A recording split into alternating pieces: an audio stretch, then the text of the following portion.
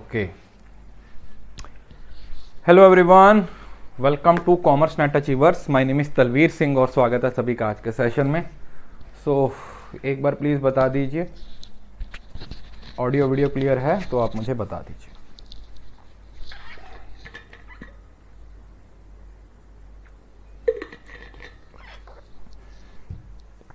Good morning सभी को, good morning. फटाफट से आ जाइए सारे के सारे बच्चे, फिर करते हैं अपने सेशन को शुरू।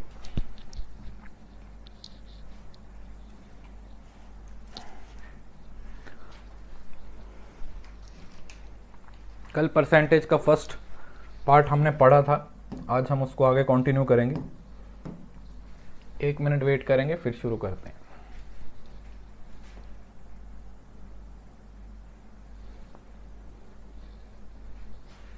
जी, कल समझ आ गई थी ना क्लास में सब कुछ। देखो फिर से मैं बोल रहा हूँ, जिन बच्चों ने मैथ्स पहली बार ही पढ़ रहा है या बिल्कुल भी नहीं पढ़ा है वो हर क्लास को 1-2 बार देखें, रिपीट मोड पे क्लास को देखें, तब समझ आएगा।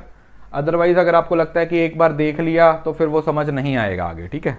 तो इस वजह से एक डाउट बताइए, क्या डाउट है?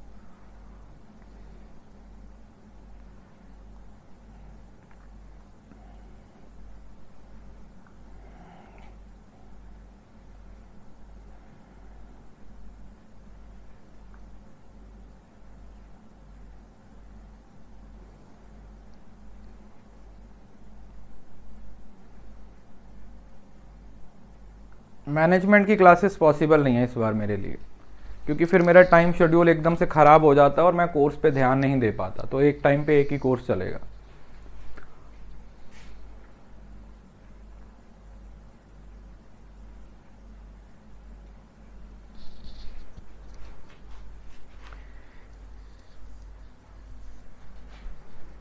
यार मेरे को एक बात बताओ, ये पीडीएफ क्यों लगा रखा है? मुझे ये बताओ। मैं जानबूझ के पीडीएफ नहीं दे रहा, हो सकता 2 दिन और नहीं दूंगा, क्योंकि जब पीडीएफ दे देते हैं ना तो तुम लोग क्लास का कोई मतलब नहीं रह जाता। तुम लोग, मैं यहाँ पे 2 घंटे बोल के जाता हूँ, पढ़ा के जाता हूँ। मैं चाहता हूँ कि तुम नोट्स बनाने की आदत डालो। पीडीएफ भैया, इतना पीडीएफ बोला हुआ है ना, पिछले बैच में दी हुई है ना, मुझे भी पता है पीडीएफ देनी है, लेकिन तुम लोगों का बस, अगर मैं पिछली क्लास से टॉपिक पूछ लूँ ना तुम्हें बिल्कुल नहीं आता होगा। पीडीएफ को रोते रहते हैं। मैंने बोला है अपलोड कर दूंगा तो मतलब कर दूंगा।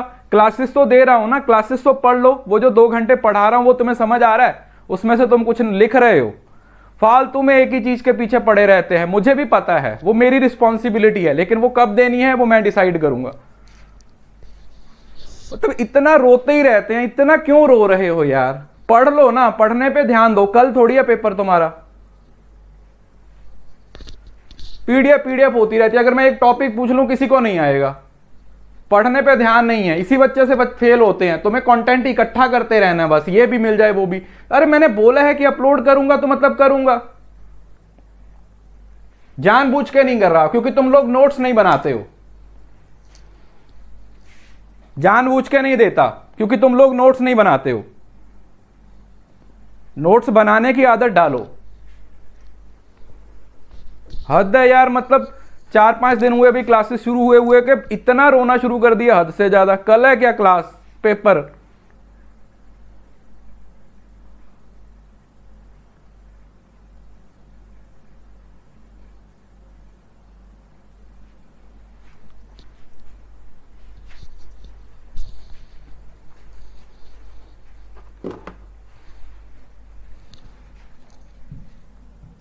अब अगर किसी ने पीडीएफ दोबारा किया तो फिर अपना सोच लियो।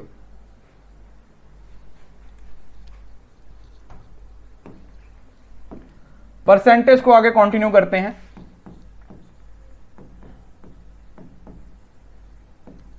परसेंटेज, मैंने आप लोगों को कल एक बात बताई थी कि कोई भी नंबर है वो अपने आप का 100% होता है। कोई भी नंबर है वो अपने आप का क्या होता है? 100% होता है। और जब भी हम परसेंटेज की बात करते हैं तो एक तो आप किसी नंबर को और साथ में आप किसी डिनोमिनेटर को भी क्या मानते हो? 100% मानते हो। मतलब जब हम वैल्यूज को रिलेटिवली बताते हैं, जब हम वैल्यू को रिलेटिवली बताते हैं तो उसके अंदर जो डिनोमिनेटर होता है, ठीक है, ऊपर है वो न्यूमरेटर होता है और जो नीचे होता है वो डिनोमिनेटर होता है, मतलब जिसको अंश और हर बोल दिया जाता है। तो आप डिनोमिनेटर को क्या मानते हो, 100% मानते हो कि ये जो डिनोमिनेटर है वो 100% होता है, 100% होता है। अब n/d, तो इस डिनोमिनेटर की वैल्यू को आपने क्या मान लिया कि इस डिनोमिनेटर की वैल्यू 100% है। इस डिनोमिनेटर की वैल्यू कितनी होती है, 100% होती है, ठीक है। अब कई बार आप लोगों को सवाल इस तरीके से दे दिया जाता है कि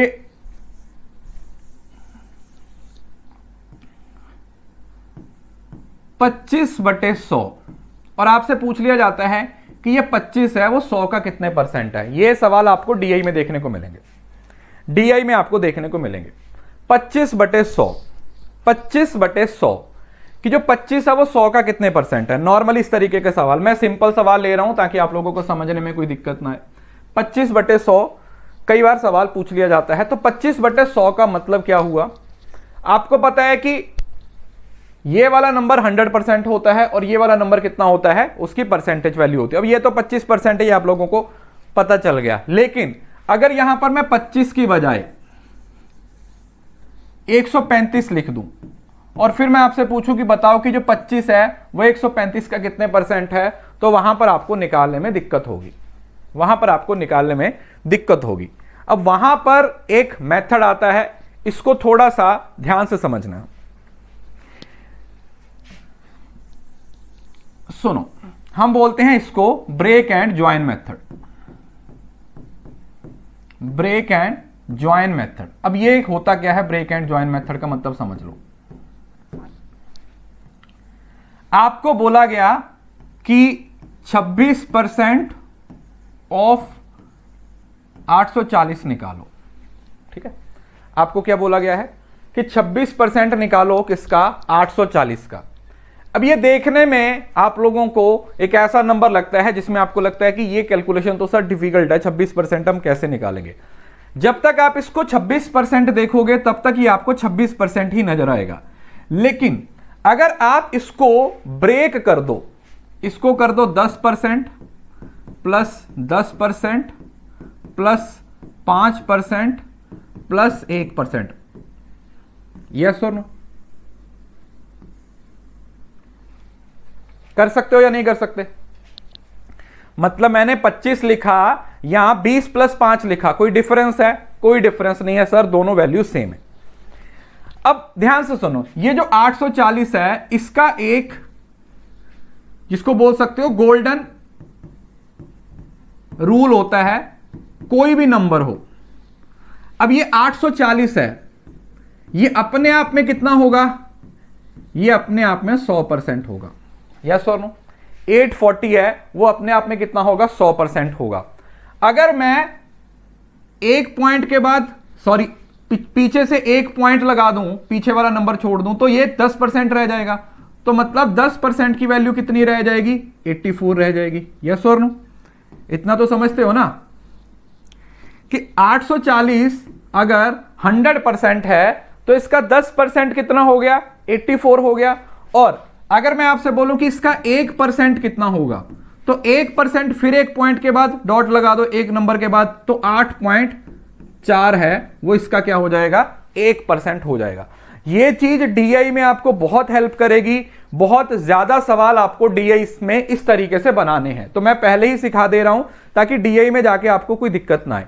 8.4, 840 100% हो गया, 84 है वो 10% हो गया, और 8.4 है वो कितना हो जाएगा, वो 1% हो गया।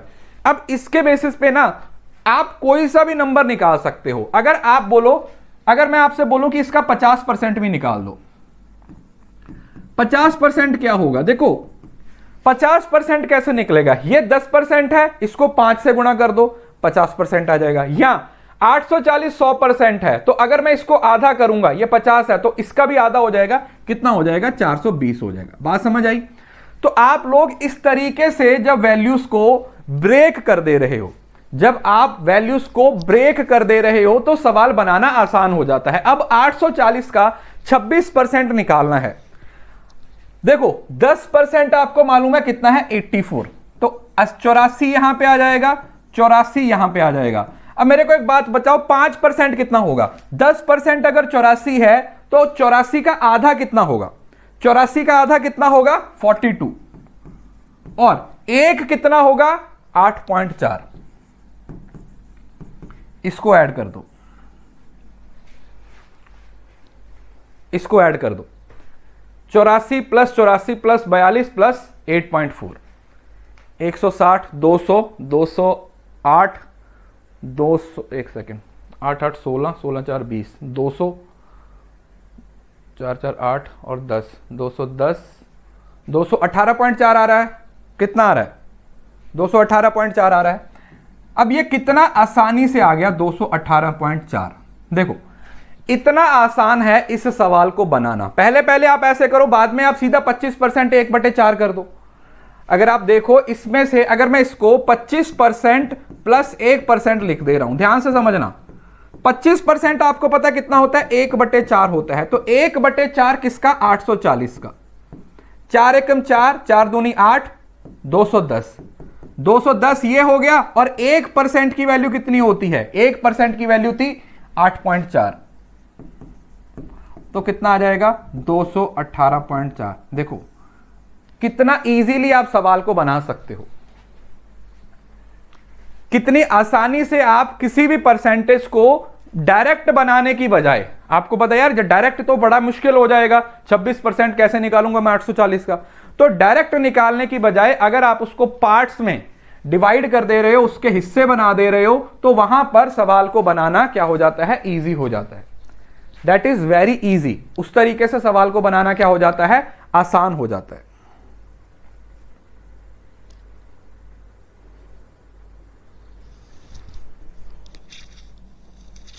क्लियर है? समझ आया? अब ये चीजें पता कहां पर काम आती हैं? जहां पर अजीब सी कैलकुलेशन होती है, मतलब थोड़ी कॉम्प्लेक्स तरीके की कैलकुलेशन होती है, वहां पर हम इसका क्या करते हैं? इस्तेमाल कर लेते हैं। समझाता हूं कैसे। ये पहला समझ आ गया बेटा?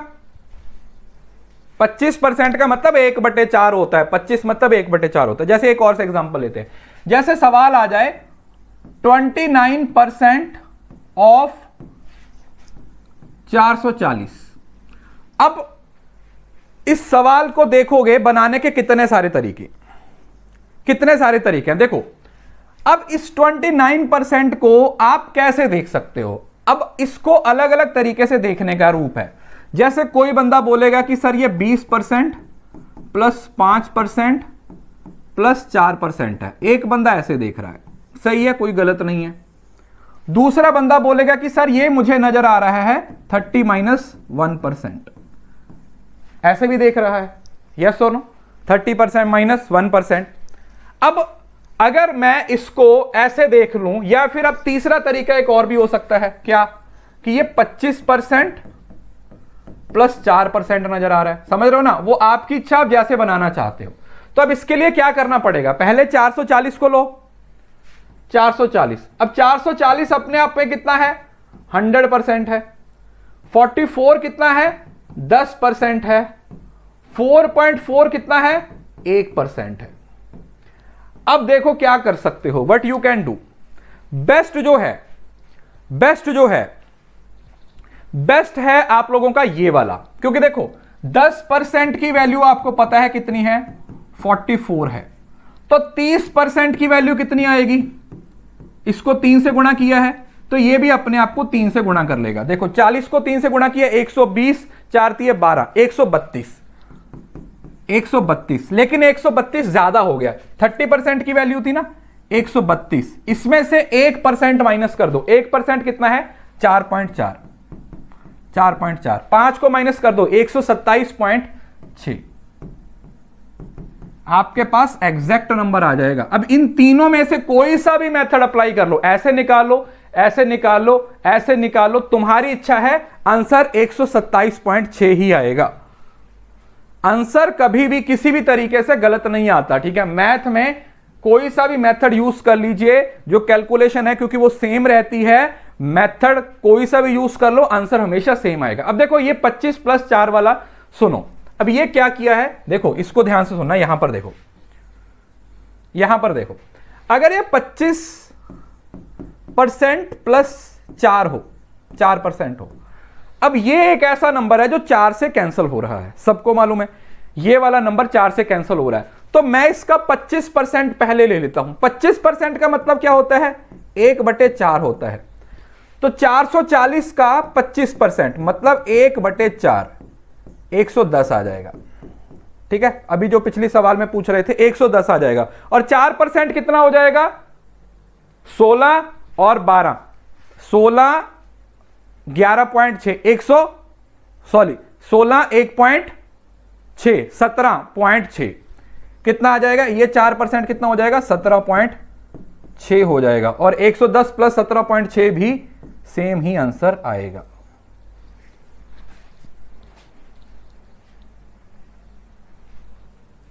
तीन से मल्टीप्लाई क्यों किया, अरे 10 था, 10% था, ये 30% है, तो 10 या 30 होगा, तो दूसरी साइड भी तो 40, 44, 10% की वैल्यू अगर 44 है तो 10 को डबल करेंगे तो ये भी डबल होगा, 10 को ट्रिपल करेंगे तो ये भी ट्रिपल हो जाएगा। अब ये तो बेसिक दोनों साइड के पे चेंज करना ही पड़ेगा ना, ये तो बच्चों वाली बातें हैं बेटा।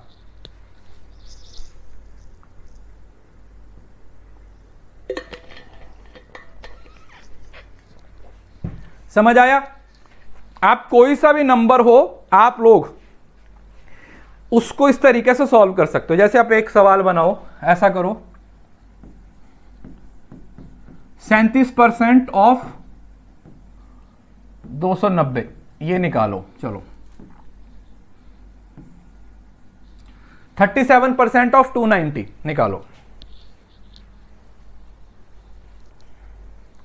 37% ऑफ 290,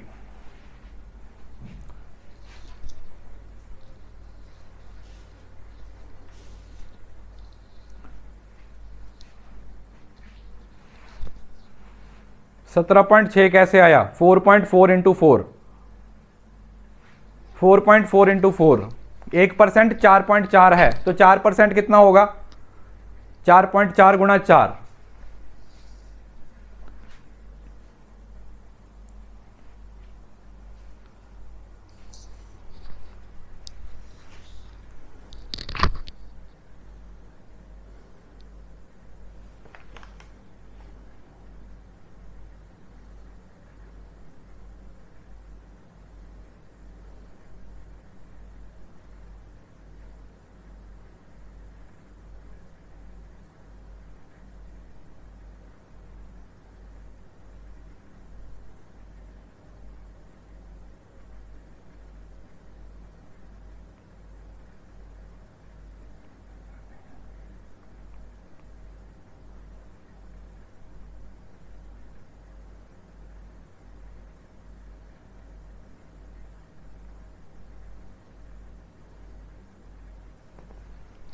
अब देखो, अभी यहां पर 290 का 37% चाहिए।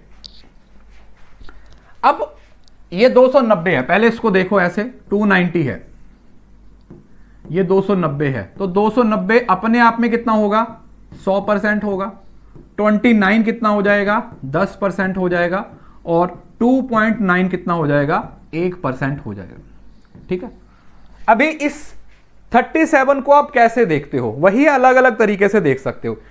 अगर ये 5 से ज्यादा होना तो हम माइनस में ले लेते हैं, मतलब आप इसको 40 - 3 करोगे तो ज्यादा आसानी से आंसर आएगा। देखो 40% कितना हुआ, 10% अगर सोचो, 10% अगर 29 है तो 40% कितना होगा, इसको 4 से गुणा किया है ना यहां पे, तो ये भी अपने आप में 4 से गुणा हो जाएगा।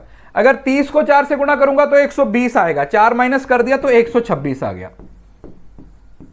यस और नो, मतलब इस 40% की वैल्यू मेरे पास 126 आ गई है, माइनस 3%। देखो 1% की वैल्यू 2.9 है, 1% की वैल्यू 2.9 है, हमें कितने परसेंट की वैल्यू चाहिए, 3% की, तो इसको 3 से गुणा करो, 9 × 27, हसल गए 2, 3 दूनी 6, 7 8, 8.7, तो इसमें से 8.7 को कम कर दीजिए। 16 में से 7 गए 9 पॉइंट, 11 में से 8 गए 3, अरे 8.7 ऐसे होगा। यहां पर 3 आ जाएगा और यहां पर कितना है? वैसे सीधा 9 माइनस कर दो ना, 117.3 आ जाएगा, 117.3 आ जाएगा। कुछ गलत किया क्या मैंने? 3% या तुम लोग गलत कर रहे हो? 116 है, 4, अच्छा सॉरी यहां पे गलत कर दिया ना। अच्छा 126 नहीं है, ये 116 आएगा। अच्छा हाँ ये गलत कर, 116 आएगा। रुको, 116 में से दोबारा कर दे रहा हूं, 116 है ये, 116 माइनस 8.7, 8.7 को माइनस कर दो, पहले 9 को माइनस करोगे तो 107 आ जाएगा और 0.3 आ जाएगा। So this is the method that you can use to solve these kind of question.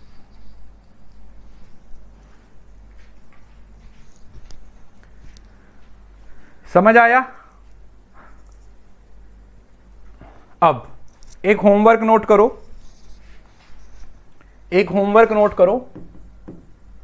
आपने घर से ऐसे ही रैंडम नंबर लेके ब्रेक एंड ज्वाइन के 50 क्वेश्चन की प्रैक्टिस करनी है। अब ये मत बोलना क्वेश्चन कहां से आएंगे, खुद से लिखो रैंडमली ऐसे कोई सा भी नंबर जैसे मैंने अभी लिखा है। 50 क्वेश्चंस की प्रैक्टिस करो, 22%, 26%, 28%, 35%, 20%, ऐसे मतलब 20-25 मत लेना, कुछ ऐसा नंबर लो जिसमें आपको ब्रेक करना पड़े, जैसे 39% लो, 49% लो, 59% लो, ऐसे नंबर लो और उसके कम से कम 50 क्वेश्चंस की प्रैक्टिस करो। बाद में क्रॉस चेक करना है तो फिर कैलकुलेटर से चेक कर सकते हो, लेकिन पेपर में आप लोगों को कैलकुलेटर है वो अलाउड नहीं है। इसलिए तो आप लोगों को कुछ नहीं करना है, इसी तरीके से अब देखो 3 सवाल करवा दिए। जिसको अभी भी समझ नहीं आया रिकॉर्डिंग देख लेना, क्योंकि एक एक चीज इतने सिंपल वे में समझाई हुई है, उसके बाद भी अगर समझ नहीं आ रही है तो एक बार रिकॉर्डिंग देख लीजिएगा, क्योंकि इसमें फिर से वही चीजें रिपीट हो रही होंगी। बस कई बार क्या करना होता है, कई बार आप लोगों को जोड़ करना होता है और कई बार आप लोगों को घटाव करना होता है। वो तुम्हारी इच्छा है कि तुम जोड़ करना चाहते हो या घटाव करना चाहते हो। माइनस भी करके सवाल निकाला जा सकता है, पहले छोटे छोटे टुकड़ों में ले लो। जैसे 25% है, 27% है तो डायरेक्ट मत लो, पहले 10% ले लो, फिर 10 ले लो, फिर 5 ले लो, फिर 2 ले लो, जैसे इसमें समझाया हुआ है। ठीक है, ये देख रहे हो ना, इसमें मैंने बिल्कुल छोटे पार्ट्स, ऐसे छोटे छोटे पार्ट्स की प्रैक्टिस करोगे तो फिर धीरे धीरे आगे बढ़ पाओगे। पहले 10 सवाल में बिल्कुल छोटे छोटे हिस्से ले लो, फिर अगले 10 सवाल में थोड़ा सा बड़ा कर दो, 30 सवाल कर लिए तो उसके बाद सिर्फ 2 हिस्सों में ले लो। इस तरीके से जब आप प्रैक्टिस करते जाओगे तो आप लोगों को काफी सारे सवाल बनाने में हेल्प हो जाएगी। आप लोगों को क्वेश्चन बनाने में क्या हो जाएगा इसमें, मतलब जब डीआई सॉल्व करेंगे तो वहां पर आप लोगों को कोई दिक्कत, कोई परेशानी, कोई समस्या फेस नहीं करनी पड़ेगी। ठीक है जी, किसी को इस बात में कोई दिक्कत? समझ आया? तो ये वाला मेथड आप लोगों ने इस्तेमाल करना है। कल आपको समझाया था एक मैग्नीट्यूड वाला, वो बहुत हेल्प करेगा आप लोगों को। ये वाला है जहां पर आप वैल्यूज को तोड़ सकते हो फिर जोड़ सकते हो, ये भी आप लोगों को काफी ज्यादा पूछा जाएगा। और इसके बाद हमने कल एक फ्रैक्शन वाला टॉपिक समझा था, फ्रैक्शन के टेबल के बारे में मैंने आपको समझा था। अब उसके हम कुछ सवाल करेंगे,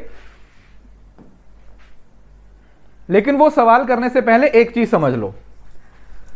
थोड़ा सा कल की क्लास पे वापस चलते हैं। हमने कल एक चीज समझी थी कि अगर 40% लिखा हुआ है तो इसका मतलब होता है 2/5। इसको पहले फोकस से सुनना, दोबारा रिपीट कर रहा हूं 2 मिनट के लिए, ताकि कल की चीजें थोड़ी सी रिकॉल हो जाए और आज के सवाल बनाने में कोई दिक्कत ना आए। अब सवाल आ जाता है, किसी नंबर का 40% बढ़ा दिया जाए तो वो इतना हो जाता है। ठीक है, वो बोलेगा किसी नंबर का 40% बढ़ा दिया तो वो इतना हो गया। मुझे एक बात बताओ, मैंने बोला if we increase 40% of a number. Logic समझना बहुत काम की चीज है। आपको सवाल में क्या लिखा होगा कि कोई नंबर है, हमें पता नहीं है नंबर कितना है, उस नंबर का 40% हमने बढ़ा दिया। ठीक है, एक नंबर है, नंबर कितना है कुछ नहीं पता, उस नंबर का 40% हमने बढ़ा दिया।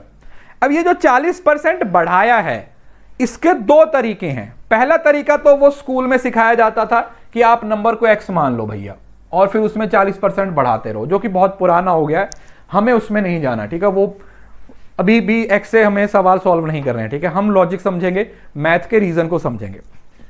पहला सवाल मैंने क्या लिखा, if we increase 40% of a number. मुझे एक बात बताओ, ये नंबर आपको नहीं पता, ये नंबर आपको पता है, आपको पता नहीं नंबर, तो एक तरीका तो है कि आप x मान लो और उसमें से 40% बढ़ा दो, एक तरीका तो ये है।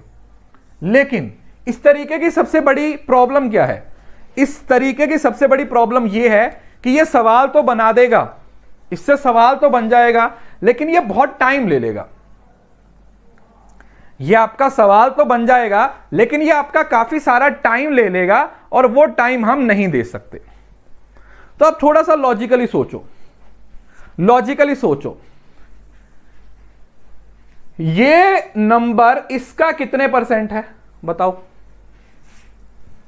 अगर मैं उस नंबर को 5 मान लूं और उसमें 2 ऐड कर दूं 7 बन जाएगा, तो क्या मैं ये बोल सकता हूं कि अगर मैं नंबर x की बजाय 5 मान लूं और उसका 40% बढ़ा दूं, क्योंकि 5 का 40% 2 होता है,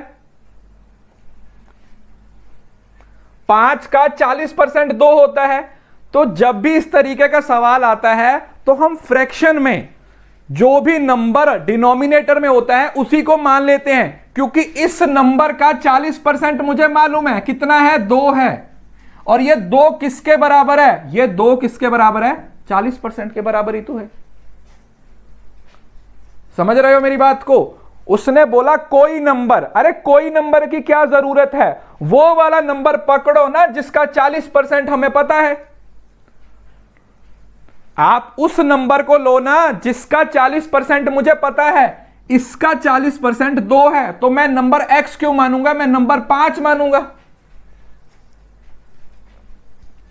मैं नंबर 5 मानूंगा ना, क्योंकि मुझे एग्जैक्टली पता है कि 5 का 40% कितना होता है, 2 होता है।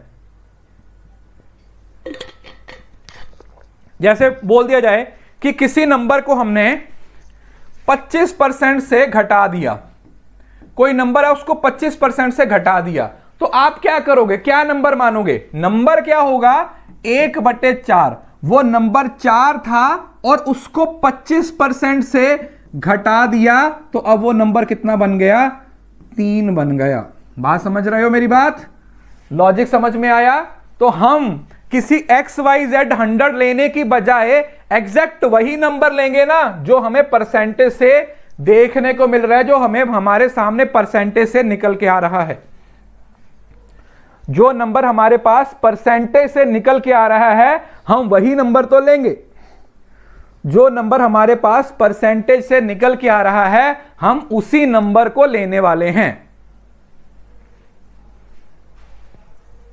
यार ये नंबर 100% है, ये उसका 25% है, वो बोलता है कि किसी नंबर का 25% बढ़ा दो। अब या तो x मान लो या उस नंबर को 4 मान लो, क्योंकि 4 का 25% हमें मालूम है। सिंपल सवाल देखते हैं, ज्यादा बेहतर तरीके से समझ आएगा। अब फ्रैक्शन की एप्लीकेशन, जैसे ये नंबर, पहला क्वेश्चन है, देखो पहला क्वेश्चन देखो, क्वेश्चन क्या है, बोला if we add 16:2/3 of a number. कोई नंबर है हमें नहीं पता, लेकिन अगर हम उस नंबर में उसका 16 सही 2/3% किसके बराबर होता है, 16 सही 2/3 1/6 के बराबर होता है। अगर ऐड कर देते हैं तो हमें जो नंबर मिलता है वो 7700 मिलता है। हमें वो नंबर पता करना है। फ्रैक्शन वैल्यू परसेंटेज वैल्यू दी होगी, टेंशन मत लो,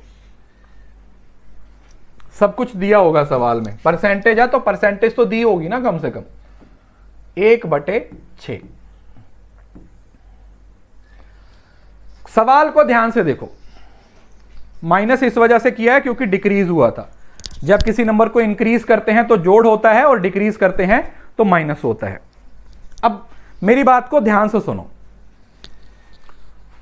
16 सही 2/3% का मतलब क्या है? 1/6 है। ठीक है, 1/6 है। अब सुनो, उसने बोला कि कोई नंबर है, अगर उस नंबर में उसका 16 सही 2/3 हम ऐड कर देते हैं। पहला तरीका तो यह है कि आप x को नंबर मान लो। पहला तरीका तो यह है कि आप x को नंबर मान लो। इंग्लिश में नहीं दिख रहा, रुको, मैं इसको ना थोड़ा सा जूम आउट कर दे रहा हूं, रुको।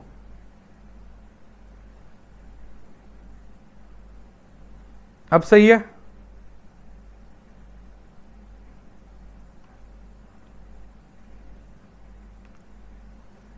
एक सेकेंड, हाँ अब सही है।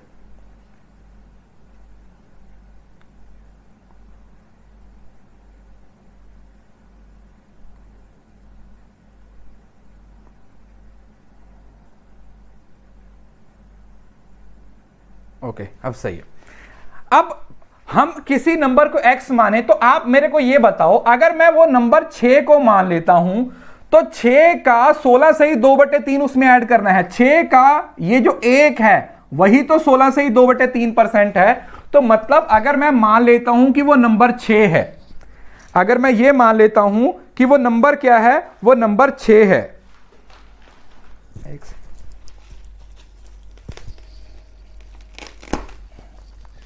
अगर मैं मान लेता हूं कि नंबर 6 है तो इसी का 16 सही 2/3% इसमें ऐड करना है, और इसका 16 सही 2/3 क्या होता है? 1 होता है। तो वो नंबर कितना बन जाएगा? वो 7 बन जाएगा। लॉजिक समझ में आया? अब समझ में आया कि क्या बोल रहा है? वो बोला कोई नंबर है, अगर उस नंबर में उसी का 16 सही 2/3 है, तो आप कोई और नंबर मानने की बजाय वही नंबर लो ना। तो बोला कि वो 7 है। अब यहां पर एक और मेथड आपको समझना है, जिसको हम यूनिटरी मेथड बोलते हैं, जहां पर हम दोनों साइडें बराबर करते हैं। मुझे एक बात बताओ, सवाल के हिसाब से वो नंबर कितना है? 7 है, मतलब हमारे हिसाब से। लेकिन जो सवाल में उसकी वैल्यू दी हुई है वो 7700 दी हुई है।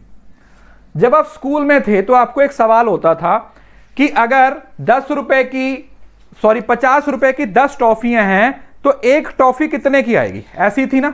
मैंने सवाल बोल दिया आपको कि अगर 50 रुपए की 10 टॉफी आती है तो एक टॉफी कितने की आएगी? अगर 50 की 10 टॉफी आती है तो एक टॉफी कितने की आएगी?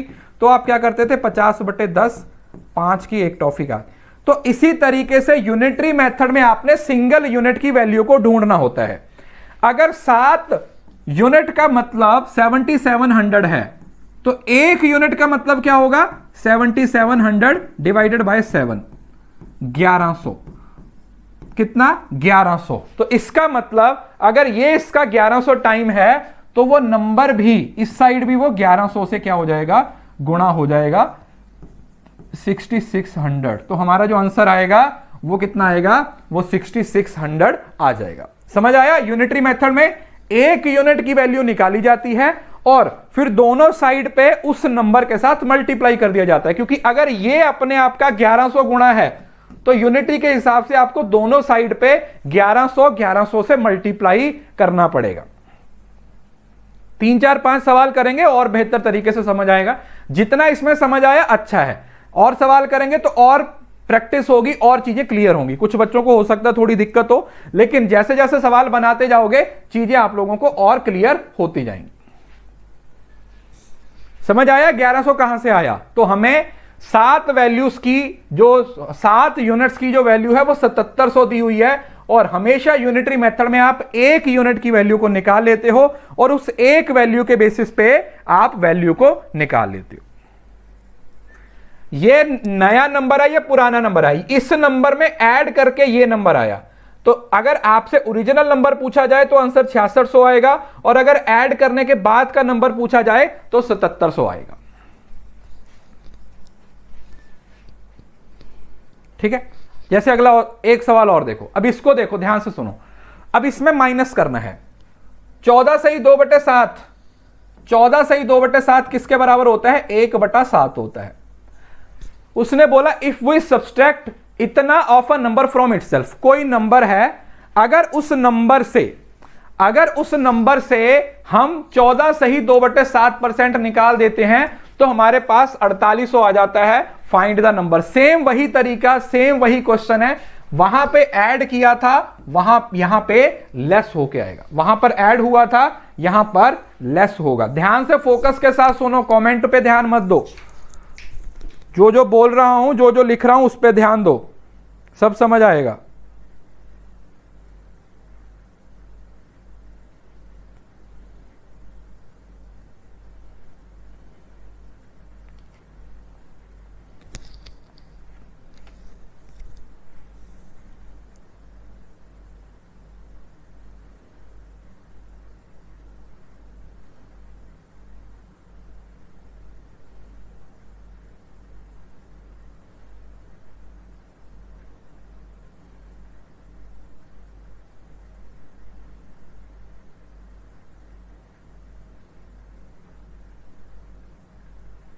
बनाइए।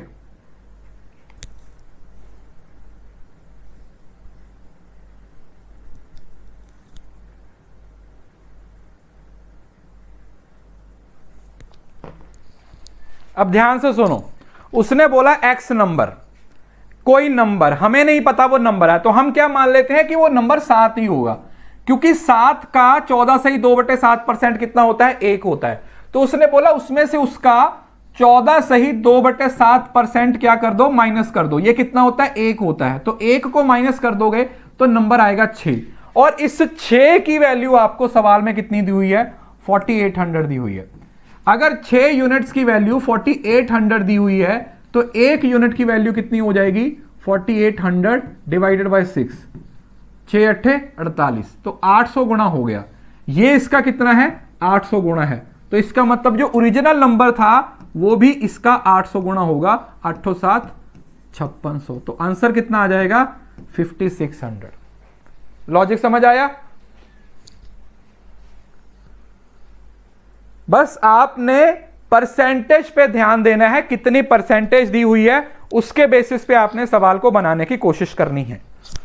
परसेंटेज के बेसिस पे, उस फ्रैक्शन के बेसिस पे आप लोगों को क्या करने की जरूरत है? उस फ्रैक्शन के बेसिस पे आप लोगों को आंसर निकालने की जरूरत है।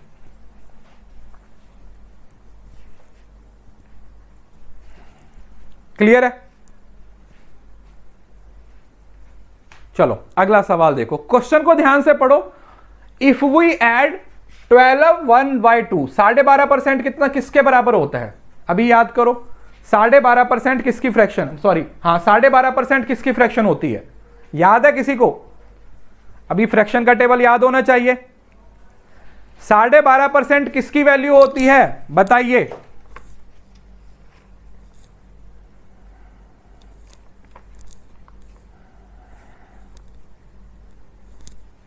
एक बटे 8 की वैल्यू होती है।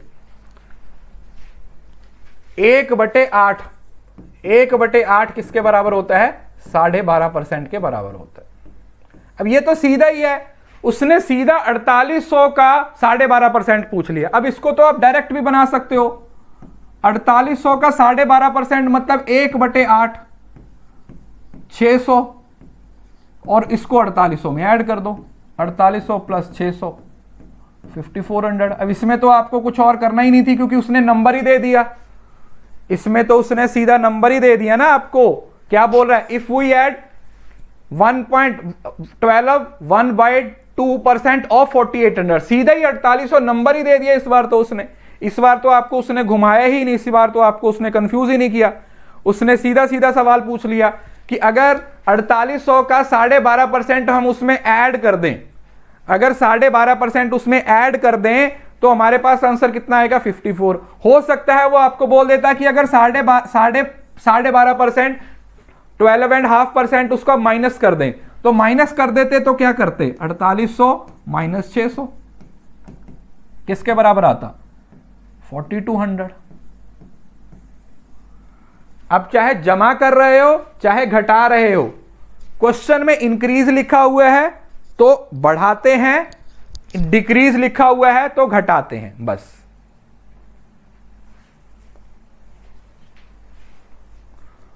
समझ आया लॉजिक? अरे बोलो ना। बात समझ में आई कि फ्रैक्शन से रिलेटेड जब आपको सवाल पूछे जाते हैं तो उसको इस तरीके से बनाया जाता है।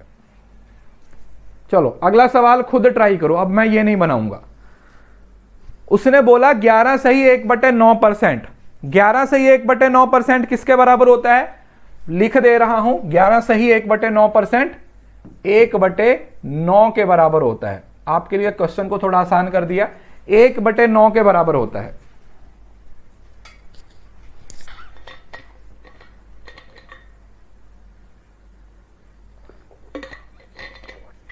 बोला कि अगर 8100 का 1/9 उसमें से माइनस करते हैं तो हमें कितना नंबर मिलता है?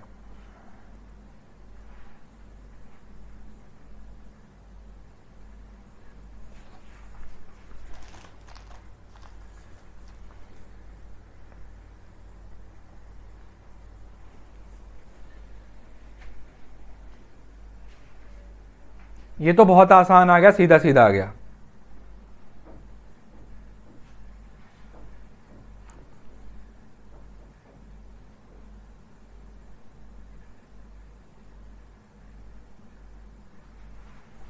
अब देखो, उसने सीधा बोल दिया 8100 का 11 सी 1/9%, तो 8100 सीधा लिख लो ना, घूमने की जरूरत क्या है? उसका 1/9, 9 9 81, साथ में 2 0, तो ये 900 होगा। और पूछा क्या है? ऐड करना है या घटाना है? घटाना है। तो 8100 में से 900 को माइनस कर दो, किसके बराबर आ जाएगा? 7200। और अगर बोलता बढ़ाना है तो क्या कर देते? 8100 प्लस 900, 9000 कर देते। क्लियर है जी? उम्मीद करता हूं ये बात भी समझ में आ गई होगी। धीरे धीरे सब चीजें समझ आएंगी, जैसे जैसे पढ़ते जाओगे, जैसे जैसे एफर्ट्स करते जाओगे, सब क्लियर होता जाएगा।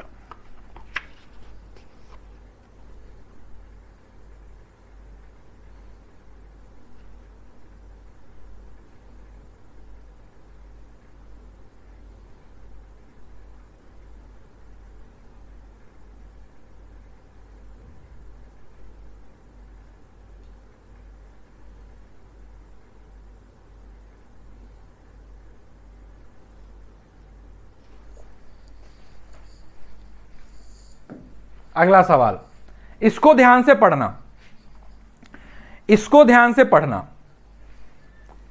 उसने बोला 37.5%। देखो, अब 37.5% की फ्रैक्शन आपको नहीं पता है ना, हमें नहीं पता कि 37.5% की फ्रैक्शन कितनी होती है, हमें तो पता नहीं है। लेकिन अगर आप इसको देखोगे तो 37 दूना 74 और 1 75, 75 डिवाइडेड बाय 2 और परसेंटेज की लगी 0। अगर 25 से कैंसिल करते हो तो 25 चौका 100, 25 तिया 75, तो फ्रैक्शन कितनी आ जाएगी? 3/8 आ जाएगी। 3/8 आ जाएगी। कितनी आ जाएगी? 3/8 आ जाएगी। यस और नो? अब इस सवाल को थोड़ा सा ध्यान से पढ़ना, यह थोड़ा सा अलग है। उसने बोला if we add 550 in 37% of a number. उसने बोला कोई नंबर है, हमें पता नहीं नंबर कितना है, लेकिन अगर उस नंबर के 37.12% में हम 550 ऐड कर देते हैं तो वो नंबर हमें दोबारा मिल जाता है। थोड़ा सा लॉजिक लगाओ। उसने बोला कि 3/8 है। मुझे एक बात बताओ, ये कितना है? ये 100% है, और ये जो 3 है ये 37.5% है। वो बोल रहा है कि अगर 37.5% में 550 को ऐड करते हैं तो वही नंबर दोबारा आ जाता है। इसका मतलब अगर मैं 3 में 550 ऐड कर दूंगा तो मुझे 8 दोबारा मिल जाएगा। यही कह रहा है ना वो। उसने बोला किसी नंबर का 37.5% में 550, मतलब वो बोल रहा है कि अगर यहां पे मैं 550 ऐड कर दूंगा तो मुझे दोबारा 8 मिल जाएगा, वो एग्जैक्ट नंबर मिल जाएगा। लेकिन सवाल के हिसाब से कितना ऐड हो रहा है? 5 ऐड हो रहा है। तो मतलब अगर 5 की वैल्यू 550 है तो 1 यूनिट की वैल्यू किसके बराबर होगी? 550 डिवाइडेड बाय 5, 110 के बराबर होगी। तो अगर उस नंबर की बात पूछी जाए तो 110 गुणा 3, 330 होगा, 37.5, और ये कितना हो जाएगा? 110, 880, 880 कितना हो जाएगा? 880। अब इसमें थोड़ा सा घुमा दिया उसने, बोला कि वही नंबर दोबारा मिल जाता है। तो हमें पता है वो नंबर 8 है, उसका 37.5% 3 है, तो 3 में क्या ऐड करूं कि 8 बन जाए? 3 में 5 ऐड करूंगा, और उस 5 की वैल्यू 550 दी हुई है, और उसी हिसाब से हमने आंसर निकाल लिया। क्लियर है? समझ आया? इजी है ना? बस क्वेश्चन को ध्यान से पढ़ो। अरे उसने बोला कोई नंबर का 37.5% में 550 ऐड करता हूं तो वो नंबर दोबारा मिल जाता है। हमें पता है वो नंबर 8 है, उसका 37.5% 3 है। 3 में बोला कि मैं 550 ऐड कर दे रहा हूं, 550 ऐड करके 8 आ रहा है, लेकिन ये तो नंबर में है ना, तो 3 में क्या ऐड करूंगा कि 8 आएगा? 5 ऐड करूंगा, 5 ऐड करूंगा तो वही नंबर दोबारा मिल जाएगा। और 5 की वैल्यू सवाल में कितनी दी हुई है? 550। उसके हिसाब से 1 यूनिट को दोबारा बना लिया। तो उसने बोला ना वो नंबर दोबारा मिल जाता है, 100% हो जाता है। Same number again, same number again का मतलब है कि जो 100% नंबर है वो मिल रहा है हमें, जो 100% नंबर है वो मिल रहा है हमें। क्वेश्चन की वर्डिंग को तो ध्यान से पढ़ो, शुरू से दोबारा पढ़ो। कोई नंबर है उसका 37.5% है, हमने लिख लिया 3/8, 8 100% है, उसका 37.5%। उसने बोला 37.5% में मैंने 550 ऐड किया तो वही नंबर दोबारा मिल गया। तो हमने देखा 3 में मैं क्या ऐड करूं, यहां तो गैप ले लो सीधा, 8 में से 3 माइनस कर दो, 5, और 5 की वैल्यू 550 दी हुई है, सीधा डिफरेंस लेना था। वही नंबर दोबारा मिलना मतलब जितना नंबर है उसी नंबर पे दोबारा पहुंच गए। 3/8 कैसे फाइंड आउट करना, ये निकाल के तो दिखाया हुआ है, पिछली क्लास में भी समझाया था, अभी दोबारा फिर से समझाया हुआ है कि किस तरीके से उसको फाइंड आउट करना।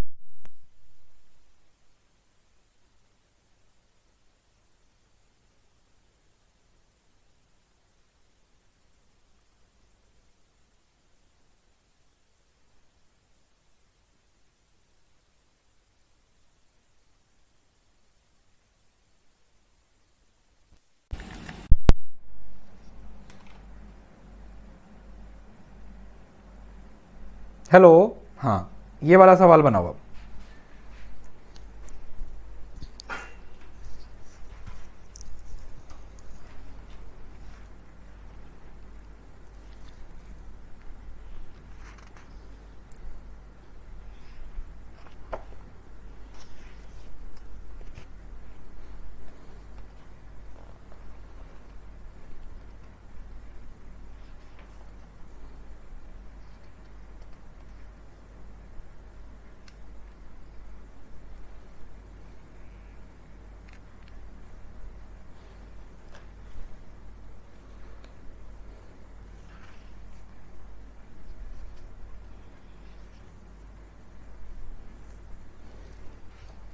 सेम टू सेम वैसे ही है। 12.5% किसके बराबर होता है?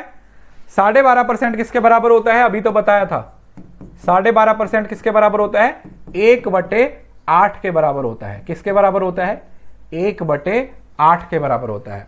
1/8।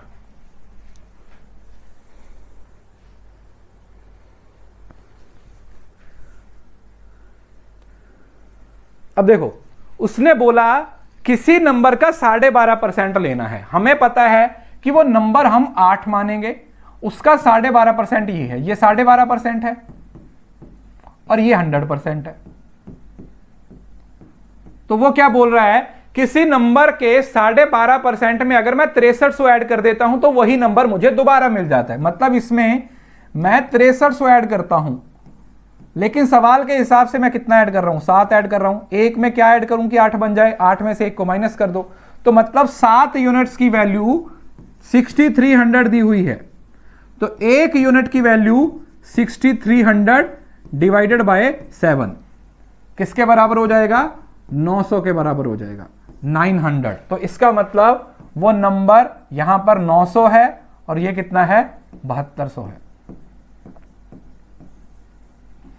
आंसर कितना हो जाएगा? 7200। आंसर कितना आएगा? 7200। इतना आसान है, इतना बेसिक है, लेकिन अगर आप चीजों को समझ लेते हो, अगर आप चीजों को अंडरस्टैंड करते हो तब ये आसान है, लेकिन अगर आप इस चीजों को अंडरस्टैंड नहीं करते हो फिर ये मुश्किल है।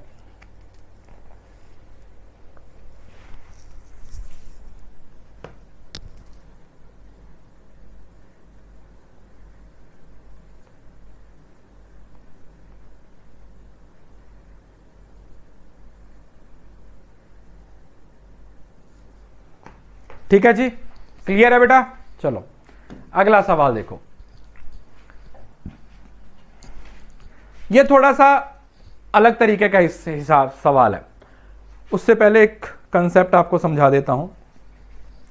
जब हम प्रॉफिट एंड लॉस के सवालों को करेंगे तो वहां पर ये चीज आपको हेल्प करेगी। देखो, प्रॉफिट और लॉस का मतलब क्या होता है? What is the meaning of profit and loss? School में आप क्वेश्चन पढ़ते थे लाभ हानि, लाभ हानि सवाल पढ़ते थे, तो ये कुछ उसी तरीके से जुड़ा हुआ सवाल है, लाभ हानि से ही रिलेटेड सवाल है। कैसे? सुनो,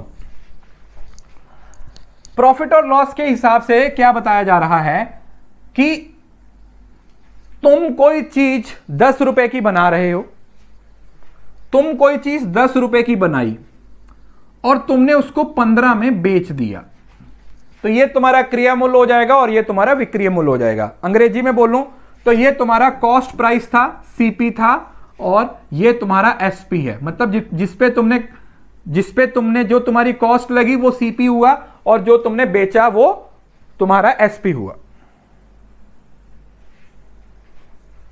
तो बीच में जो 5 का गैप है ये तुम्हारा क्या है? ये तुम्हारा प्रॉफिट है। यस और नो? मतलब तुम कोई चीज 10 रुपए की बना दी तो तुम उसको 10 में तो नहीं बेचोगे, फिर तो बिजनेस का क्या फायदा? अगर एक चीज 10 रुपए की बनी है तो उसमें तुम कुछ ना कुछ ऐड करोगे, 10 से 12, 15, तो जो ऐड किया जाता है वो प्रॉफिट होता है। वो क्या होता है? वो प्रॉफिट होता है ना? प्रॉफिट होता है। या कई बार आपको सस्ता भी बेचना पड़ जाता है, 10 रुपए की चीज को 5 में बेच दिया, 10 रुपए की चीज को 5 में बेच दिया, तो ये तो सीपी हो गया, ये एसपी हो गया, और ये तुम्हारा क्या हो जाएगा? लॉस हो जाएगा। ये तुम्हारा लॉस हो जाएगा। तो एक बात जो यहां पे आपने समझनी है, अगर आप लोगों को प्रॉफिट और लॉस या सीपी, कॉस्ट, एसपी से सवाल आए तो हमेशा एक बात याद रखनी है कि जो भी प्रॉफिट या लॉस होता है, जो भी प्रॉफिट या लॉस होता है वो हमेशा क्रय मूल्य पे होता है, सीपी पे होता है। वो किस पे होता है? वो सीपी पे होता है। चाहे तुम्हें प्रॉफिट निकालना हो, प्रॉफिट परसेंटेज निकालना हो, या फिर तुम्हें लॉस निकालना हो, लॉस परसेंटेज निकालना हो, वो हमेशा किस पे आता है बेटा? वो हमेशा सीपी पे निकलता है। इस बात को याद रखिएगा, इस बात को दिमाग में बिठा लो, क्योंकि अभी आगे जब हम इससे रिलेटेड सवाल करेंगे तो वहां पर भी इस चीज को दोबारा एक्सप्लेन किया जाएगा।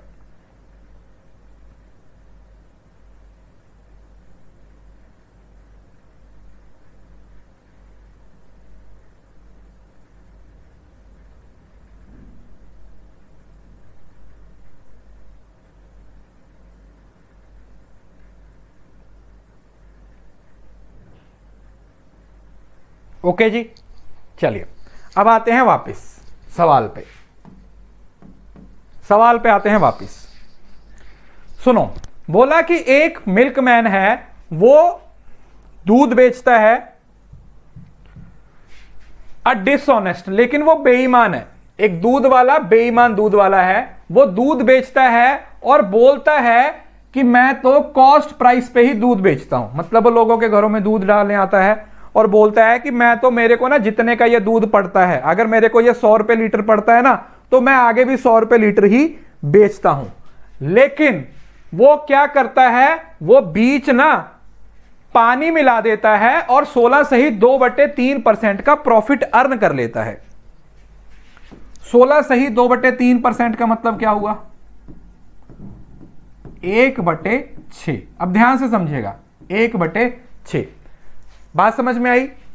एक डिसऑनेस्ट दूध वाला है जो अपने ग्राहकों को यह बोलता है कि मैं तो भैया कॉस्ट प्राइस पे ही सामान बेचता हूं, मैं तो जितने का लेके आता हूं दूध उतने का ही बेच देता हूं, लेकिन असल में वो उतने का नहीं बेचता है, वो 16 सही 2/3% का क्या कर लेता है?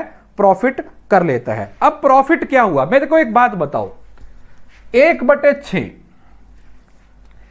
ये चीज 100% हुई है ना, ये चीज 100% हुई, और ये एक है वो 16 सही 2/3% हुआ। अब उसने बोला कि वो दूध मिला के 1 यूनिट का प्रॉफिट अर्न कर रहा है, तो इसका सीधा मतलब क्या हुआ कि 6 लीटर तो उसके बाद दूध है,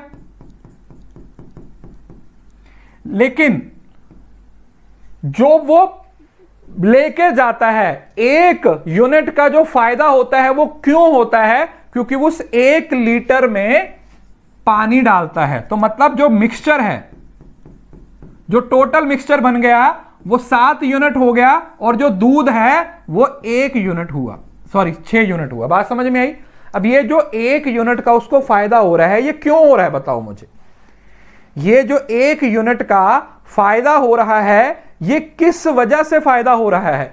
ये फायदा इस वजह से हो रहा है, क्यों? क्योंकि 6 लीटर तो दूध है, लेकिन असल में वो जो प्रॉफिट कमा रहा है वो पानी डाल के कमा रहा है। तो इसका जो आंसर आएगा वो आएगा 6:7, क्योंकि 6 लीटर तो उसके पास दूध है, नो डाउट वो दूध तो कॉस्ट प्राइस पे ही बेच रहा है, लेकिन उसमें 1 यूनिट उसने पानी का मिला दिया, तो जो मिक्सचर है वो 7 लीटर हो गया। 6 लीटर की कॉस्ट पे 7 लीटर सामान बेच दिया, तो जो 1 लीटर दूध पानी बना के बेचा उसको फायदा हो गया। उसको 7 कैसे आया? तो 1 यूनिट ऐड कर दी ना, 1 यूनिट ऊपर का 16 से 2/3 का फायदा हो रहा है, तो 6 लीटर दूध लेके आता है, लेकिन उसमें 1 लीटर पानी मिला देता है, तो जो 6 लीटर दूध है वो कितना बन जाता है? वो 7 लीटर बन जाता है।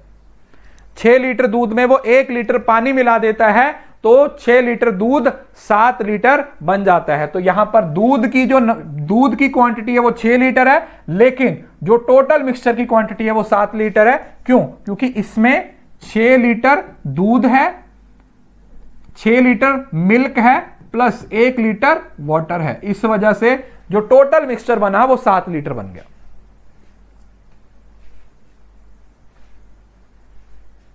मिश्रण और दूध की अनुपात, सॉरी ये गलत लिख दिया मैंने, ऐसे नहीं लिखना है, मुझे लगा मिश्रण पहले है मतलब मिक्सचर पहले है। अभी ये भी सवाल कंफ्यूज करता है, मतलब गलती कर देते हैं बच्चे, जो पहले लिखा हुआ है ना, मिक्सचर पहले लिखा हुआ है तो मिक्सचर पहले लिखना है, और मिल्क बाद में आएगा तो मिल्क बाद में लिखना है। तो मिक्सचर 7 यूनिट हुआ और मिल्क 6 होता है। कई बार हम पूरा सवाल बना लेते हैं और उसमें भी गलती कर देते हैं। ये मैं जैसे मुझसे गलती हुई क्योंकि मैंने पढ़ा नहीं है, पेपर में भी कई बार होता है, और वो जानबूझ के ऐसी ऑप्शन देगा, वो 6:7 भी देगा, 7:6 भी देगा, ताकि बच्चे गलत कर दें, और बच्चे गलत कर देते हैं। तो इस वजह से आपने इस गलती को नहीं करना है। 7:6 है और 6:7 है, तो जो पहले नंबर दिया हुआ है उसको माना जाएगा। Sir why 100% is not considered total mixture of water? क्योंकि ये तो दूध की वैल्यू है ना, उसमें प्रॉफिट तो ऐड ही नहीं है। अगर 6 लीटर की बात करें तो 6 लीटर तो दूध है, बीच में प्रॉफिट भी तो है ना, वही 1 यूनिट प्रॉफिट है बस। अगला सवाल सेम वैसा ही है। बोला है कि एक दूध वाला है, वो दूध बेचता है कॉस्ट प्राइस पे, लेकिन he mixes water in it, वो उसमें पानी मिला देता है, and get 12/1/2 profit if the total mixture is 8100 find the quantity of milk. अगर टोटल मिक्सचर 8100 यूनिट बनता है तो दूध बताओ कितना है उसमें।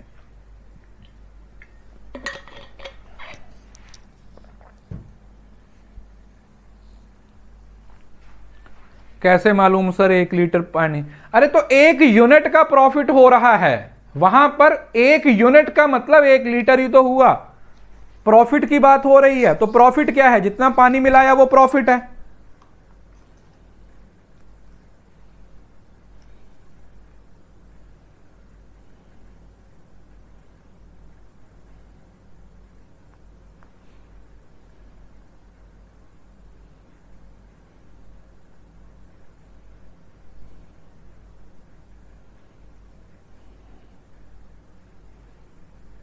इसी तरीके का सवाल है ये भी।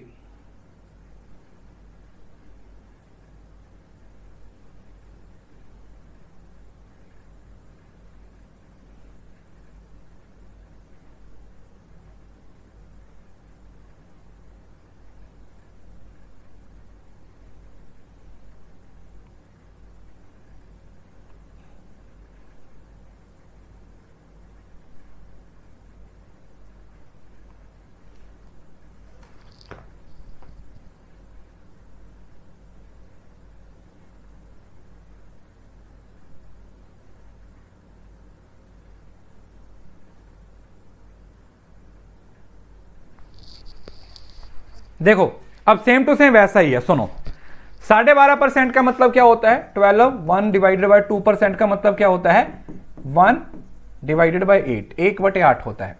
अब देखो उसने बोला dishonest milkman sell milk at cost price, वो कॉस्ट पे बेच रहा है, लेकिन but he mixes water in it and gets इतना, मतलब अगर वो 8 लीटर उसके पास मिल्क है तो वो प्रॉफिट क्यों कमा रहा है? क्योंकि वो 1 लीटर बीच में क्या मिला रहा है? पानी मिला रहा है। तो जो उसका मिक्सचर हो रहा है वो 9 यूनिट हो रहा है। ध्यान से समझ लेना, ठीक है? मिक्सचर है वो 9 यूनिट हो रहा है, सिंपल। तो उसने बोला if the total mixture is 8100 unit, इस 9 की वैल्यू 8100 दी हुई है, तो मतलब ये कितना हुआ? इसका 900 गुना हो गया। तो इसका जो मिक्सचर था वो भी अपने आप का 900 गुना हो जाएगा। तो कितना हुआ? 9 8 7200, मतलब उसके पास 7200 लीटर दूध है, लेकिन उसमें 900 लीटर वो पानी मिला देता है, जिसकी वजह से उसका जो मिक्सचर है वो 8100 यूनिट का हो जाता है। उसका जो मिक्सचर है वो 8100 यूनिट का क्या हो जाता है? कंप्लीट हो जाता है। ठीक है जी, समझ आया? देखो अभी आप इस चीज को समझो, ये जो ऊपर वाला जितने परसेंट की बात हो रही है ना, ये इस वजह से हो रहा है क्योंकि इतने यूनिट वो पानी मिला रहा है। पिछले सवाल में भी देखा और यहां पर भी देखा कि ये प्रॉफिट उसको इस वजह से हो रहा है क्योंकि वो इतना यूनिट क्या मिला रहा है? प्रॉफिट मिला रहा है। इतने यूनिट का वो क्या मिला रहा है बेटा? इतने यूनिट का वो प्रॉफिट मिला देता है। यही बस आप लोगों ने क्या करना है? याद रखना है। यही आपको क्या करना है? याद रखना है कि इतने यूनिट का वो प्रॉफिट साथ में मिक्स कर दे रहा है। इतने यूनिट का प्रॉफिट मिक्स कर दे रहा है, मतलब जो भी दूध में पानी मिला दे रहा है। बोलो समझ आया? अरे बोलो ना, बहुत मजा आएगा। धीरे धीरे आप देखते जाइए कितना बढ़िया तरीके से सारी चीजों को कवर करते चलेंगे और देखते ही देखते सारी चीजें आप लोगों की खत्म हो जाएंगी।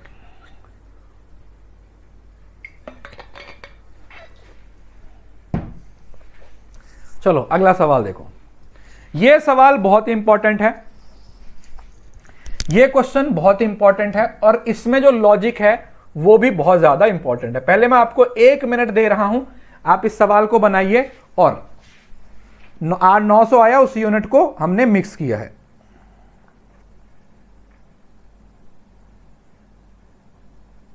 मिक्स किया है 900 यूनिट, क्योंकि डिवाइड किया ना, ये देखो 8100 डिवाइडेड बाय 900, सॉरी 9, तो ये 900 आ जाएगा।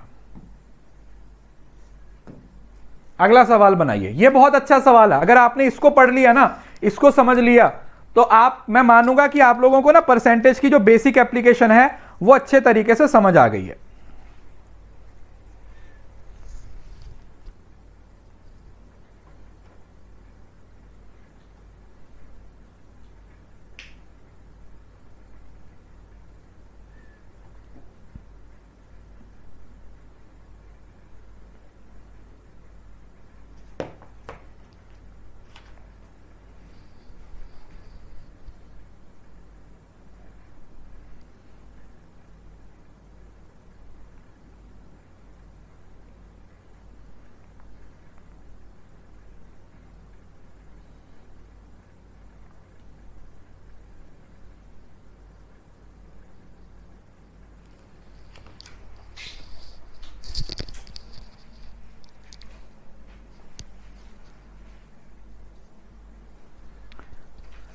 इस सवाल में आप लोगों ने समझना है। देखो, जब आप परसेंटेज के सवाल करते हो या आप डेटा इंटरप्रिटेशन के सवाल करते हो, तो उसमें सबसे बड़ी दिक्कत पता क्या होती है? सबसे बड़ी दिक्कत होती है कि हम बेस किसको लें। आपको 2 नंबर पता चल जाते हैं, ए और बी, लेकिन आपको यह नहीं पता होता है कि ए बटे बी आएगा या बी बटे ए आएगा। होता है या नहीं?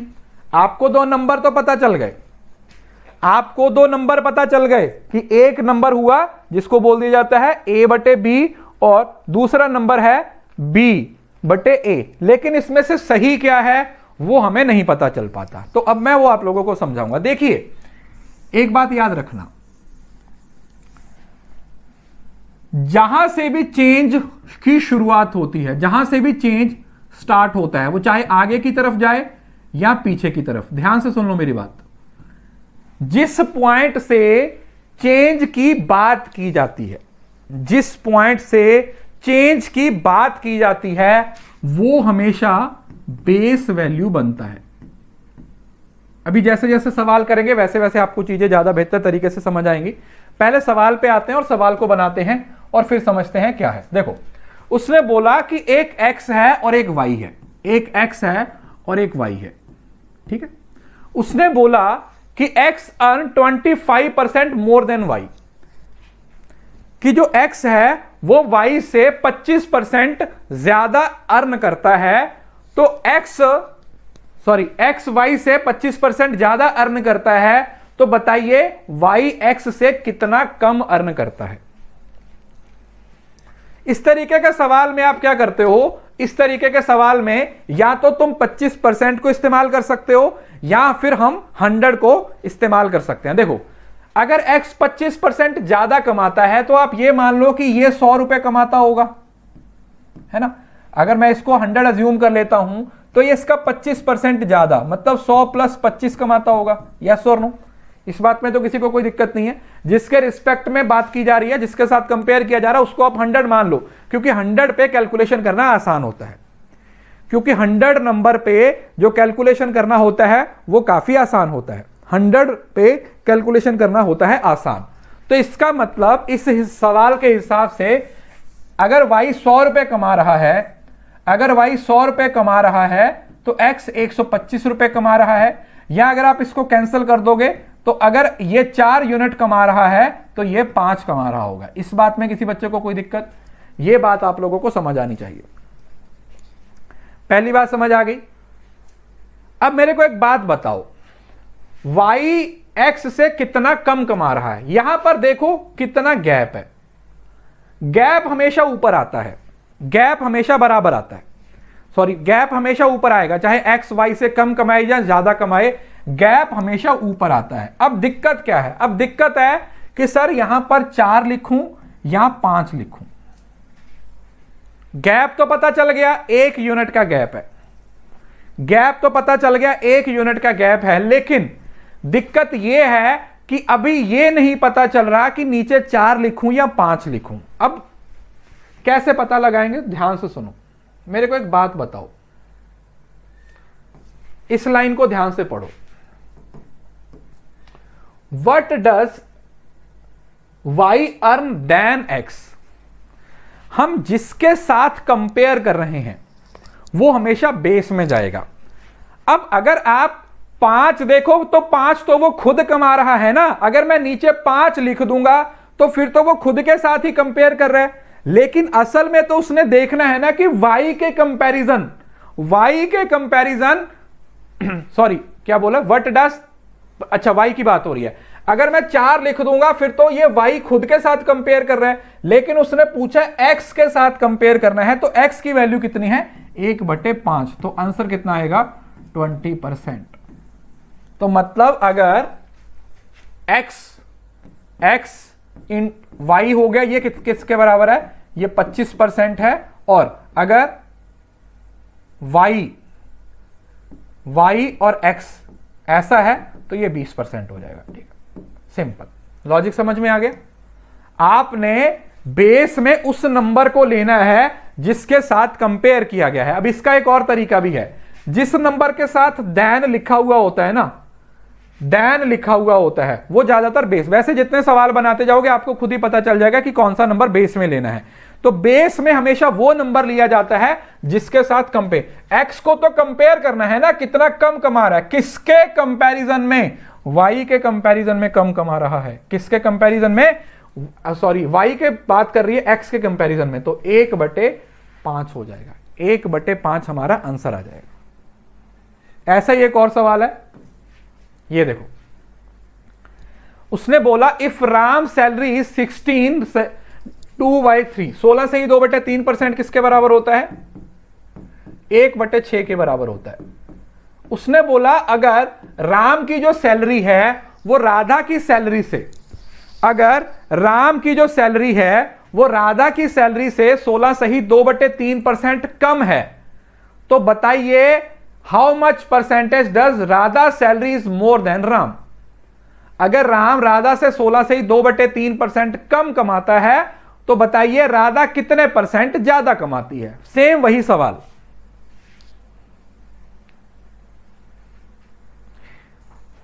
अरे हर सवाल को अलग अलग तरीके से बनाने की जरूरत नहीं होती, जरूरी नहीं है कि हर सवाल को हर तरीके से सीखना, आपको एक मेथड सीखना है, हो तो जाएगा, उसमें क्या दिक्कत है।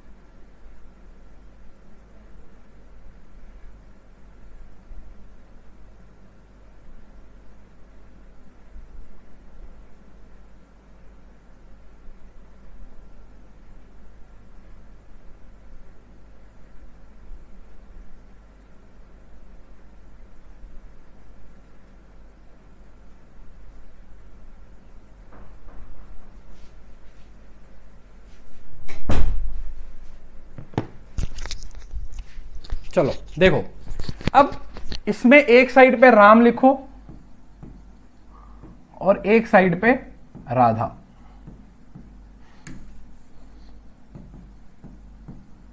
किसकी बात हो रही है, राम और राधा की बात हो रही है। उसने बोला कि राम की सैलरी 16 से ही 2/3% कम है। अब थोड़ा सा लॉजिक लगाओ, किससे, राधा से। अगर राधा की सैलरी 6 है तो राम की सैलरी उससे 16 से ही 2/3% कम है, तो 1 को माइनस कर देंगे तो कितना रह जाएगा, 5 रह जाएगा। यस और नो, इतना ही होगा। लॉजिक समझ में आया ना, क्योंकि अब देखो सीधा परसेंटेज होता फिर तो बात अलग थी, लेकिन हमें पता है ये नंबर 100% है और ये इसका 16 से ही 2/3% है। वो बोला कि राधा से राम की सैलरी 16 से ही 2/3% कम है, तो दोनों का गैप देख लो कितना है, 1। अब गैप तो सबको मालूम है कि सर 1 आएगा, गैप तो आपको भी पता है, मुझे भी पता है कि गैप तो 1 ही आएगा। अब पूछा क्या है, Radha salary more than Ram, 1/, अब 5 से डिवाइड करेंगे या 6 से करेंगे, राधा की तो चेक करनी है, कंपैरिजन किससे करना है, राम से। 1/5 किसके बराबर आ जाएगा, 20%। खत्म। क्या है इसमें बताइए।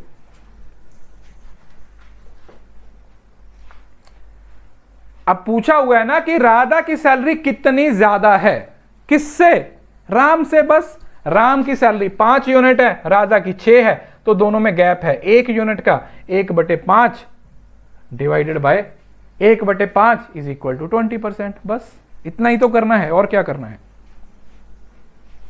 बस आपको इस बात पे ध्यान रखना है कि बेस में कौन सी वैल्यू जाएगी, बस आपको और कुछ नहीं करना, आपको सिर्फ इस बात पे ध्यान देना है कि बेस में कौन सी वैल्यू जाएगी। और उसका तरीका मैंने आपको बता दिया, जिसके साथ कंपैरिजन किया जा रहा है, जिसके साथ कंपैरिजन किया जाता है वो वैल्यू कहां पर जाती है, वो हमेशा बेस में जाती है।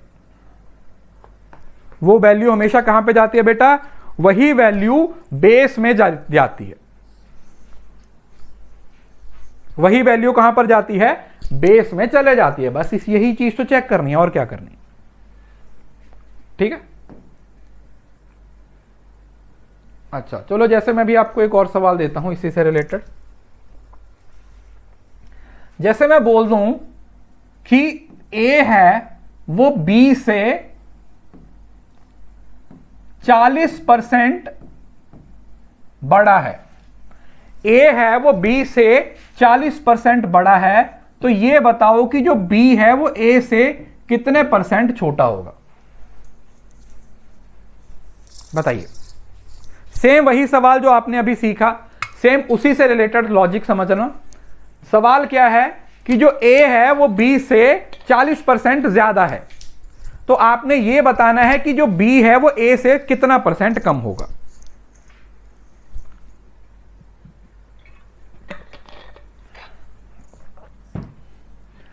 जितने सवाल मैं आपको करवा रहा हूं यही सवाल करो, 2-2 3-3 बार करो, और सवाल करने की जरूरत नहीं है। जो पढ़ा रहा हूं उसी को 2-2 3-3 बार करो।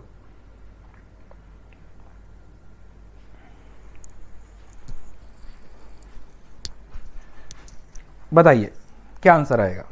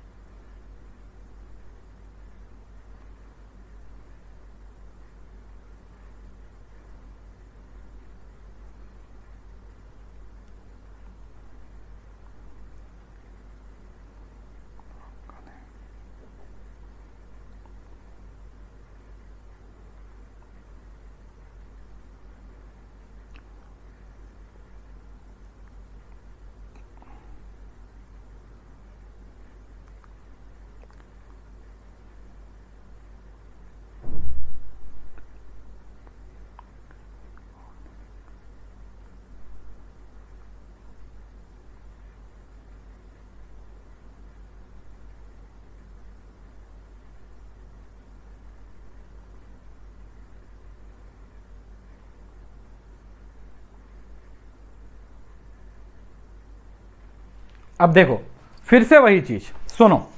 अगर आप बोलो कि ए है वो बी से 40% ज्यादा है, तो ये ए हुआ और ये बी हुआ। देखो ए ज्यादा है ना 40%, तो आप बी को 100 मान लो, है ना? बी को 100 मान लो, तो ए इससे 40 ज्यादा है, तो 100 प्लस 40, तो ये 140 हो गया। ठीक है, ये कितना हो गया? ये 140 हो गया। अब या तो रेशो ले लो, या तो रेशो ले लो, या फिर कोई दूसरा तरीका भी इस्तेमाल कर सकते हो, या तो आप सीधा ऐसे भी ले सकते हो, लेकिन मैं आपको बताता हूं कि आप रेशो ले लो। ये कितना आ गया? ये 7 से जाएगा, ये 5 से जाएगा। इसका मतलब ए, अगर बी 5 यूनिट है तो ए कितना है? 7 यूनिट है। तो इसका मतलब डिफरेंस कितना है? डिफरेंस कितने यूनिट का है? 2 यूनिट का डिफरेंस है। अब पूछा यह है कि बी है वो ए से कितना कम है। जो B है वो A से कितना कम है? B है वो A से, तो A है वो 7, 2/7। अब देखो 1/7 आपको पता है किसके बराबर होता है? 14.28 के बराबर होता है। तो अगर इसको डबल करूंगा तो ये कितना आ जाएगा?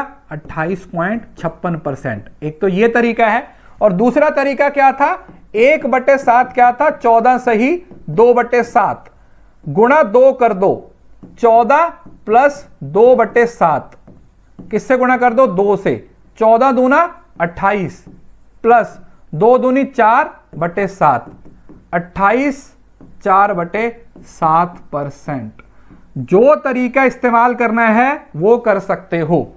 अब समझ आया मैं आपको क्यों बोल रहा था कि वो चीज आपको बहुत सारे सवालों में हेल्प करेगी।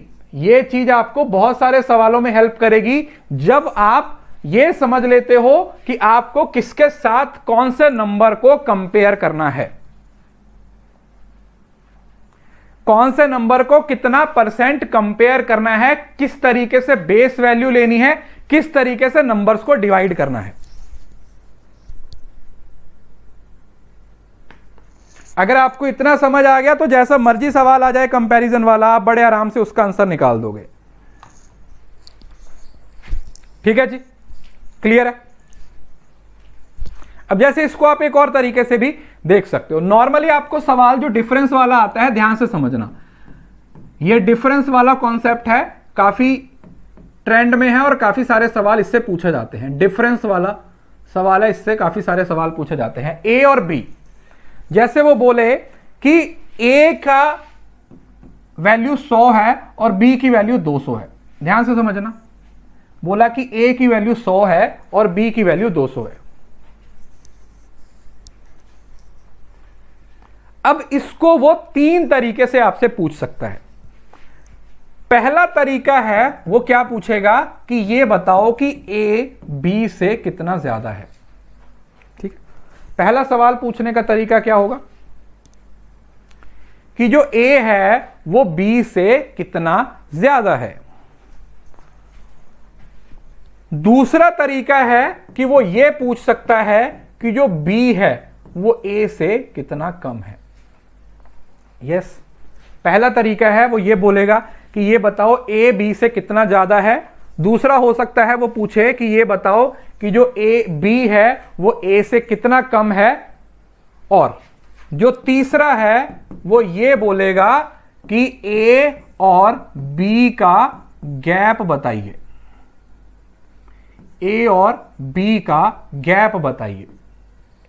ए बी से कितना ज्यादा है, बी ए से कितना कम है, और ए और बी का कितना गैप है। सर इतना फास्ट मत पढ़ाइए, अगर ये फास्ट लगता है ना तो बेटा आप लोग ना अगले जून के लिए तैयारी करो, दिसंबर के लिए तो नहीं हो पाएगा।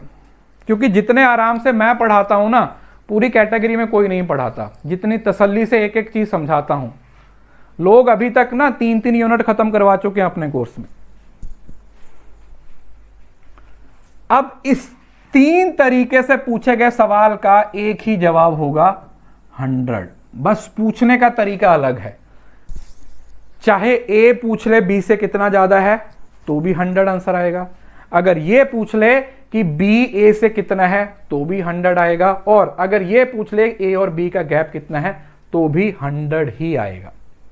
अब यहां पर वैल्यू को किस तरीके से डिनोट करना है। अगर वो ये पूछ ले कि ए है वो बी से कितने ज्यादा है परसेंटेज में, तो आंसर क्या आएगा 100 डिवाइडेड बाय 200। ए है वो बी से कितने परसेंट ज्यादा है, बी परसेंट ज्यादा है, तो वो आपको क्या बोल देगा 100 डिवाइडेड बाय 200 निकाल दोगे। और अगर वो ये पूछे कि जो बी है, अगर वो ये पूछे कि जो बी है वो ए से कितना कम है, तो आंसर कितना आएगा 100 ए से कंपेयर करना है डिवाइडेड बाय 100। बस ये वो तरीका है जिस तरीके से आप ये फाइंड आउट कर सकते हो कि कौन सी वैल्यू को बेस में रखना है।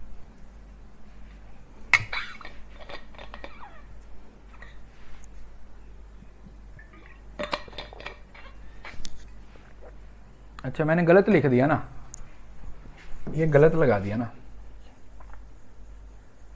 ए बी ए से कितना ज्यादा है, वैल्यू गलत लिख दिया। ए है वो बी से कितना कम है, ए बी से कितना ज्यादा है, सॉरी इसको भी चेंज कर दो। गलत लिख दिया, रुको चेंज कर दे रहा हूं।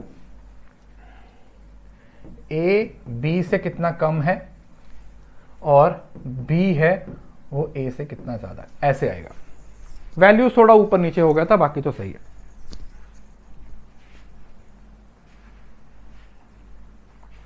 ठीक है जी। बी की वैल्यू 200 है, वो 100, तो दो गैप हमेशा देखो, अगर आप ध्यान से देखते हो तो ऊपर हमेशा गैप आता है, बस नीचे आपने देखना। यहां पर ए को कंपेयर किया जा रहा है किसके साथ, बी के साथ, तो बी यहां पे आएगा, और यहां पर बी को कंपेयर किया जा रहा है ए के साथ, तो ए यहां पे आएगा। बस इतनी बात आप लोगों ने याद रखनी है, इतनी बात आप लोगों ने ध्यान रखनी है, बेस वैल्यू कैसे लेनी है, बेस वैल्यू कैसे लेनी है, बस ये आप लोगों ने ध्यान में रखना है। ठीक है जी, क्लियर है? किसी को इस बात में कोई दिक्कत? सेकंड में 200 डिवाइडेड बाय 200 कैसे आ जाएगा बताइए? गैप लेना है, ऊपर तो 100 ही रहेगा ना, ऊपर तो गैप लेना है, चाहे यहां ले लो चाहे, अभी यही चीज तो समझाई है यहां पर। अगर यहां 200 डिवाइडेड बाय 100 आएगा तो कैसे चलेगा, आप खुद बताओ। दोनों का गैप लेना है, दोनों का डिफरेंस लेना है, दोनों का डिफरेंस लिया जाएगा, और उसी डिफरेंस के बारे में यहां पर बात हो रही है। यहां पर डिफरेंस है 100, यहां पर डिफरेंस है 100, बस फर्क यह है कि अगर ए को बी से कंपेयर करना है तो बी बेस में जाएगा, और अगर बी को ए से कंपेयर करना है तो ए वाला नंबर है वो बेस में चला जाएगा।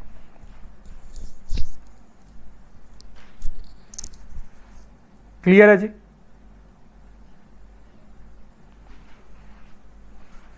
ऊपर हमेशा गैप आ रहा है, मतलब पूछा ही गैप है। सर एक रेफ टाइम टेबल बता दो, हेल्प हो जाएगी। Time table? किस बात का टाइम टेबल? आपका शेड्यूल अपलोड हो चुका है कोर्स के अंदर, आप पीडीएफ जाके देखोगे आपको मिल जाएगी।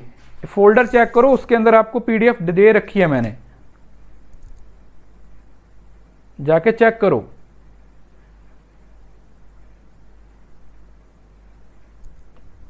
ऑलरेडी अपलोड कर दिया है पेपर 1 का शेड्यूल और पेपर 2 का शेड्यूल। ठीक है जी?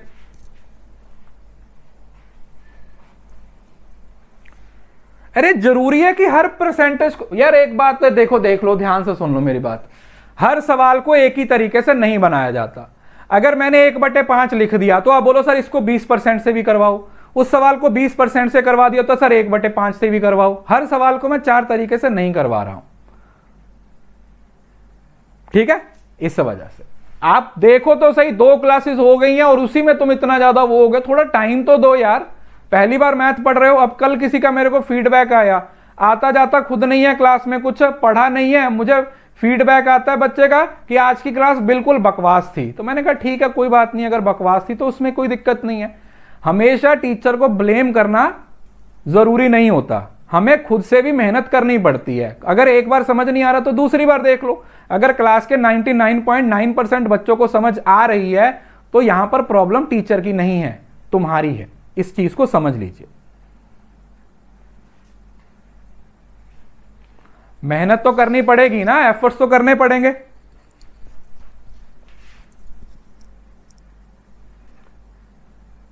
मैनेजमेंट नहीं पढ़ाता हूं मैं,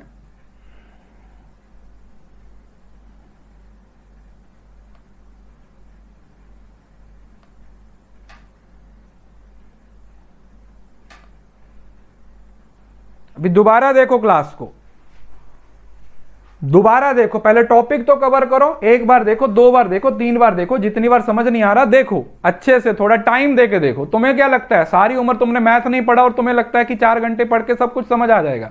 ऐसा नहीं होता, टाइम देना पड़ता है। अब जो होमवर्क दिया था कितने बच्चों ने किया है? 99 क्या 100% में से किसी ने शुरू नहीं किया होगा, मुझे पता है ना।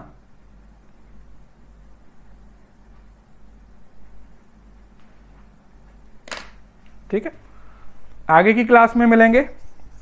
Thank you so much, bye bye.